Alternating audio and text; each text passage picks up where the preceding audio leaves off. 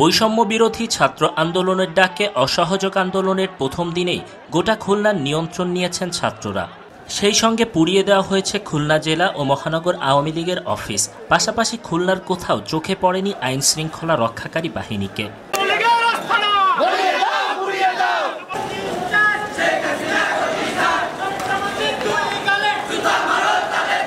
আজ রবিবার ৪ আগস্ট এক দফা দাবিতে নতুন রাস্তা মোড়, বয়রাবাজার, নিউ মার্কেট, কেদিয়া এভিনিউ সহ বিভিন্ন এলাকা থেকে দফায় দফায় শিববাড়ি মোড়ের দিকে আসতে থাকে ছাত্ররা। সকাল ১১টার দিকে কয়েক হাজার মানুষ জড়ো হয়ে যায় শিববাড়ি চত্বরে। এ সময় বিভিন্ন শ্রেণী পেশার অনেককে আন্দোলনকারী শিক্ষার্থীদের সঙ্গে সংহতি জানাতে দেখা গেছে।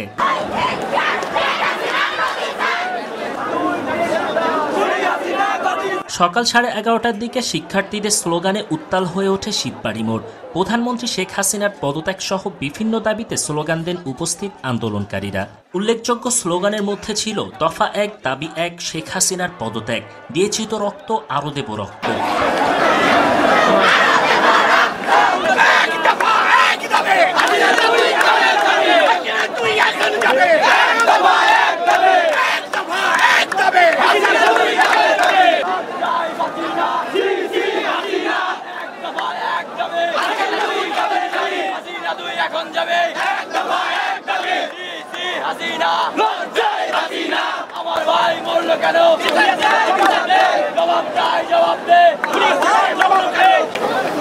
শুধুমাত্র স্লোগানেই সীমাবদ্ধ থাকেনি ছাত্র জনতা। এ সময় রাস্তার উপর বিভিন্ন স্লোগান ও আলপনা আঁকতে দেখা যায় তাদের। আন্দোলনে থাকাকালীন অবস্থায় জোহরের আজান দিলে উক্ত স্থানে নামাজ আদায় করেন উপস্থিত শিক্ষার্থীরা। নামাজের পরে আবারও স্লোগানে মুখরিত হয়ে ওঠে শিববাড়ি চত্বর।